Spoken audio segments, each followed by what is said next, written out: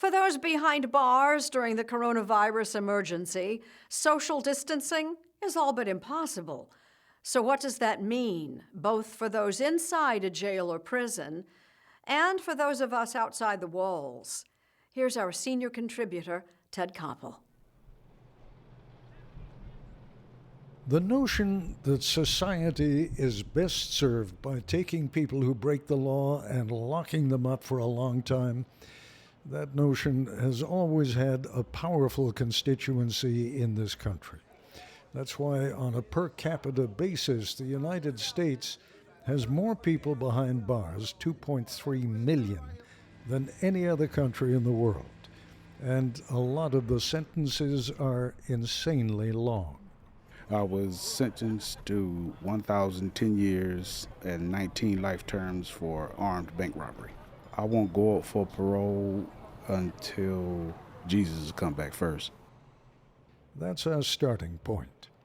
There's no such thing as a good time to be an inmate in the U.S. prison system, or, for that matter, to be awaiting trial in a county jail.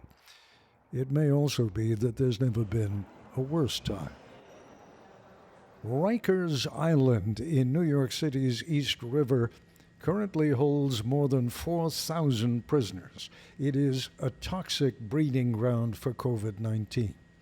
Throughout all of the city's prisons and jails, the number of inmates and staff testing positive has now topped 1,000. Keep in mind that Rikers, by far the largest of them all, is a jail, not a prison.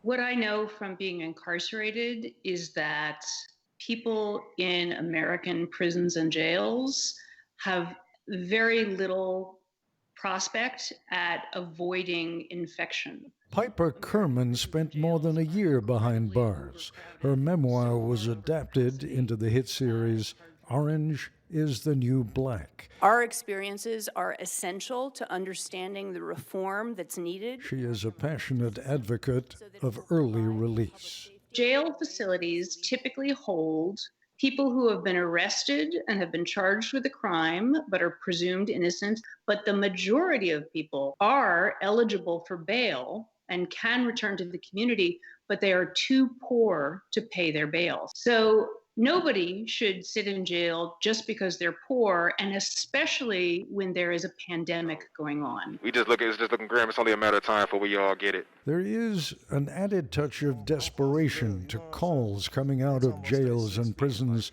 We just in here, look. Around the country these days. Guys is coughing, and there's just no way to escape it, bro. So, if this the last one you see me in, bro, know that I love you. You know what I'm saying? Not to sound like that, but it's real. Confinement and social distancing are mostly incompatible. Inside of a cell, you have to basically figure out how are you going to adjust, because a few feet down from you is another person. Earlonne Woods is out of prison now, but a couple of years back he was my guide to prison life at San Quentin outside San Francisco. You don't have a hell of a lot of room in here. You don't. You can only, it's like one person can only move at a time. Like if we had to turn sideways. When I say that small space, as you know, you was in there, it's about the size of an average person's bathroom. So that's what that confinement is. Adnan Khan is also happy to describe himself these days as an ex-con. Earlonne and I were in San Quentin together. The floor that we lived on, we shared it with 100 people, and that floor was 3 feet wide. So it is physically impossible to do 6-foot distancing in a 3-foot wide tier. So what happens when inmates get sick? When viruses hit, the culture of prisons, at least in my experience, has been punitive, meaning that when someone gets sick, they get punished by being sent to solitary confinement. That, at least, was the case at San Quentin. When Earlonne Woods was an inmate there, he hosted, and still hosts, a podcast called Ear Hustle. He did an episode on solitary. It's the hole, the box, the dungeon. I saw no future. How do I spend the next 20, 30 till I die in this cell? Because I wasn't prepared for it. Once you get sent to solitary confinement, the rules and regulations that apply in there, whether you're there for disciplinary reasons or whether you're there for quarantine purposes, those rules and regulations apply to you no matter what you're there for. One controversial option, the early release of elderly inmates and those convicted of nonviolent crimes. Anybody that doesn't have to be in prison is not being sent to prison. Anybody who's nonviolent or ready to be released is out. In Florida last week, 164 inmates were released to stop the spread of coronavirus. The troubling exception that will only solidify existing resistance to early release.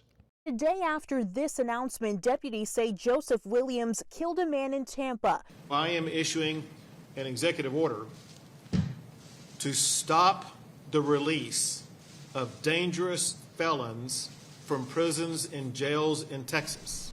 We may, in ordinary times, have the luxury of ignoring what happens behind prison walls. But, says Piper Kerman, not now. Prisons and jails do not have ICUs. They don't have intensive care units. They don't have any of the medical facilities to deal with very sick people. So every single day, on a normal day, on a good day, thousands of prisoners are brought out of prison to local hospitals. Overall, remember, the number of inmates and staff testing positive in New York City's prisons and jails is now over 1,000. One might reasonably assume that the majority of that number are inmates. They're not. Of those testing positive for COVID-19, Department of Corrections staff outnumber inmates almost exactly 2 to 1. It's impossible that staff will not become infected and that their own families and their own communities are not going to experience the spread of coronavirus outside of prisons and jails, because an outbreak behind bars is going to spread to the outside community. And a footnote. The Florida Department of Corrections announced that it is lowering the minimum age to be a corrections officer, and just last week announced $1,000 bonuses for new recruits.